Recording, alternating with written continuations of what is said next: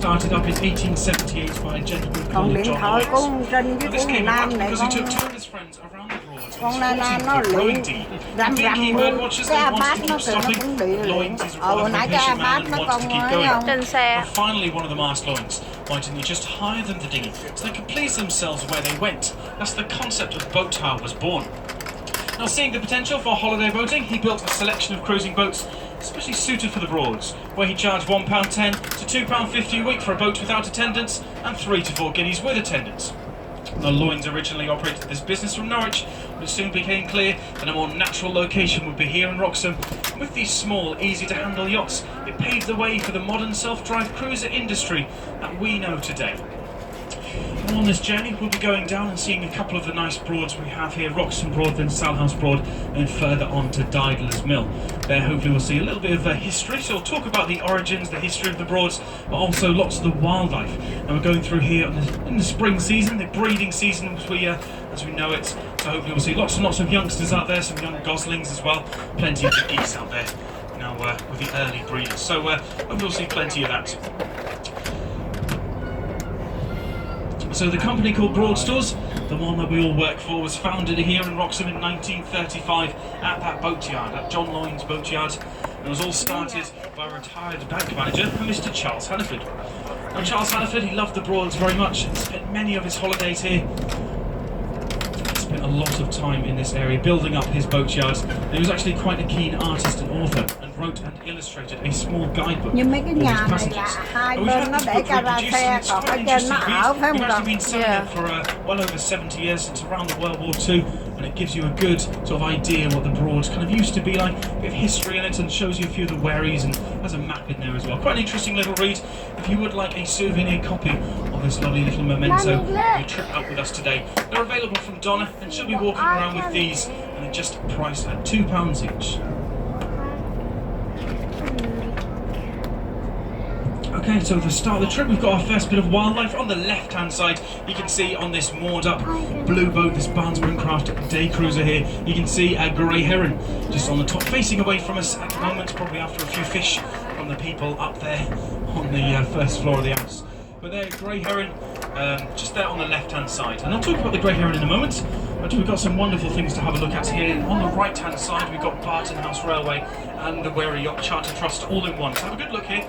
See a couple of these miniature railways in there, all come from all stations. Now, this is a charity where the whole family can come down and enjoy the nostalgia of the golden age of steam. So you've got a wooden pole sticking in the garden there, and that's from an old wherry. Those wherries we'll talk about as we go. The wherries used to be very much the dominant boat in the waters, moving all of the main commercial cargo up and down the Norfolk area, even though getting under these very large bridges. So yeah, as we come down here, this is the River Bure. It's a tidal river, flows for approximately 25 miles further to Great Yarmouth, where it joins a large estuary called Breydon Water, therefore flowing out to sea. So the Broads, they're all tidal and they all flow out to sea, so they drain off the main water out of Norfolk to create really good farming lands around this region. So what makes up the Broads? We've got around 125 miles of navigable waterways and about 50 or so Broads. What makes up a lovely area of wonderful wetlands where people used to come out up until around the 1970s, before package holidays and things were more available. So where we're travelling, we've got Wroxham on the right-hand side and Hoverton St John on the left. Even though this area is collectively known as Wroxham, it's actually split into two villages. They may have been to Roy's of Wroxham. It kind of owns the monopoly of the market, but it's not based in Wroxham. It's actually based in Hoverton St John, even though it was all started in 1895 by two brothers, Arnold and Alfred Roy.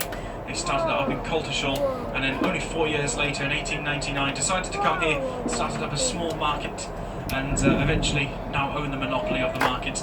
They actually have the title of the largest village shop in the world, Roy's of Wroxham, just over the Hoverton St John side, over the bridge. You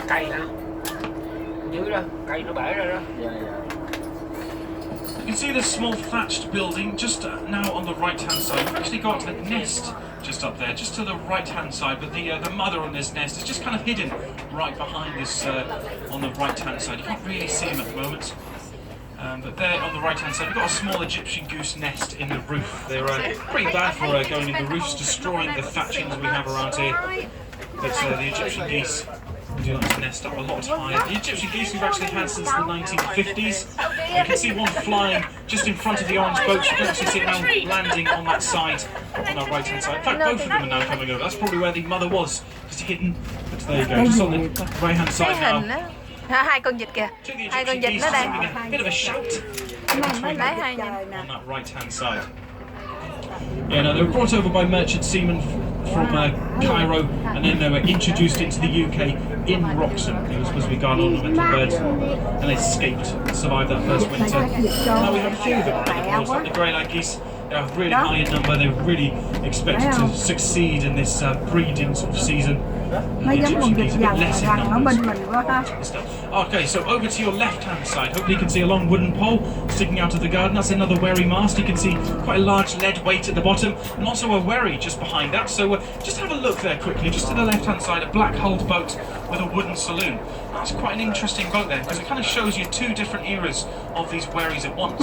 Now that was built in 1903. It's called the Solace. The boat, the Solace, the wherry there, and it was built just right on the edge on the trading wherry era. Before the road and rail transport really just about kicked in, the wherries knew they were kind of going out of business, so that was converted and a big saloon was added on so people could go on the boats rather than the larger volumes of cargo that was transported up and down these rivers. So that was kind of at the start of the recreational era of the Broads, sort of around the early 1900s. Right, so that large lead weight at the bottom of that mast was there to perfectly balance it, so it could be easily raised and lowered by the skipper and just one member of his crew. Nhà lá cổ kìa. Away from fatty going out on the boat. Tôi thấy mấy nhà lá That cổ would be there kìa. to be able to shoot the bridge, so you can get under these very low-lying bridges up Norfolk. Right, so over to the right-hand side, we've got a few goslings with Ở đây toàn là Canada mấy người geese nhà giàu just thôi down to không? the right-hand side. You can tell they're Canada geese youngsters because they've got very yellow colours to the tops of their heads, which obviously eventually go very dark. And they've got the black heads and the white chin straps there, the old Canada geese. They've been here since around the 17th century. First brought over to St James's Park with lots of other birds. It's part of a big celebration to introduce more species to this region. Also brought over by merchant seamen as well. So that's the Canada geese. That's all three geese we've seen. So hopefully we see a bit more wildlife. A heron back there. Hopefully we see a couple more of them. Usually fairly shy this time of year because when they start their heron reeds, which are very, very far back into the woods, you don't often see them until they're youngsters. Those juvenile herons are really starting to develop and can be almost completely independent. Alright, so we've got a house here just on the right hand side at the end of this very long garden. Now this used to be owned by an old ukulele player and entertainer back in the day, quite a famous man, starred in many films as well, Mr. George Formby. Now George and Beryl Formby, they loved the Broads, spent many holidays here. Even though they're northern, they did love coming to the Broads. It was a home away from home for them, especially away from the spotlight. So George, that house was actually called Beraldine in their time of ownership. And they had three boats between them, the Lady Beryl 1, 2 and 3, built one after each other by local boat builders. So George clearly loved his wife very much to name most of his assets after her. Well, she definitely wore the trousers of their relationship.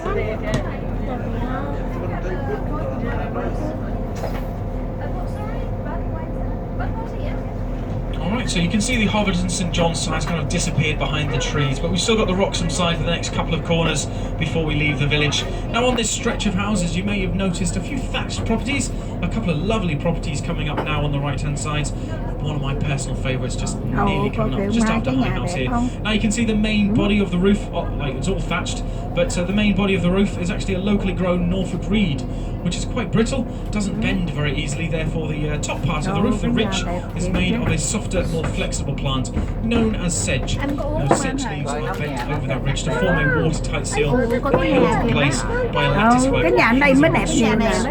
Đó là cái nhà kia mới đẹp. Cái nhà này đẹp nè. Be able to spot them, they're flying all over the place here. Cái nhà nó quá đẹp luôn. I believe one of them just whipped. But yeah, those that thatching, I mean, you can see the ridge, it's got its own kind of unique patterns. Usually all of them have a slightly different pattern. Now, when these roofs are first done, they do need redoing, sort of every 80 years or so. That reed can last up to around that long, but the sedge on top, probably only every 30 years when it needs to be replaced. Now, like I say, the roofs, when they're actually redone, they're done in exactly the same style to honour the original thatcher that they've done them originally. Now, when those thatchers when the houses are first built and the thatchers first do the roofs, they actually do their sort of signature design, which they develop and change over the years of their career, just to roughly also see when these houses were first built. Mum, look, Brenda! So we've got a couple of good examples as we come around this corner. You can see one that's very new. It's around sort of 7 months old now. And then the next one a little bit older, probably could do with a new roof here up on the right hand side. You can see a bit of patching work there. And also a bit of shrubbery coming out of the top there. That could be because of squirrels planting the nuts and acorns in the tops of the roofs. Can develop plants, but also fully grown oak trees as well. So you've got to be really careful, because that can really destroy the roofs, unfortunately. But yeah, need to probably be replaced now. But you can see these houses, they're also built up a lot higher up off of the ground and off of the quay heading. That quay heading being the bit between the gardens and the water. And that's just because of the potential flooding we might have. Now, we don't get much flooding around here. People do ask all the time, does it flood? But really, I mean, you have to have all the elements like high tide, onshore winds, heavy rainfall, but still, only the gardens may flood. The houses generally are a lot higher up, so they never really flood. As we come past these last couple of houses, you may be able to see quite a large broad on the other side with a few sailing boats. We'll be going on there in a few moments' time. That's Wroxham Broad, the first of the two broads we're going out onto today. But this quay heading is made of usually a red pine or white pine, which is been shaped and planed into shape. That gives it this nice sharp edge to finish off the quay heading. Like I say, that quay heading is the little bits between the gardens and the water. And this last one's a great example because it's actually made of trunks of wood rather than the usual plain shaped red or white pine. Now these trunks of wood here now on your right hand side are actually alder tree. I was making that, but I didn't know what to do. These very big additions. It's because in fact they stay very hard and stay strong, so they really last a long time under there. Therefore, a great substance to use, especially with people like that. Now, the Romans used it back in the day because, well, they used it in Venice. Venice is mainly built on alder pine, a great substance, like I say, under the water. But they are coppiced around here. Now, coppicing is an ancient form of woodland management that involves repetitive felling of the same stump around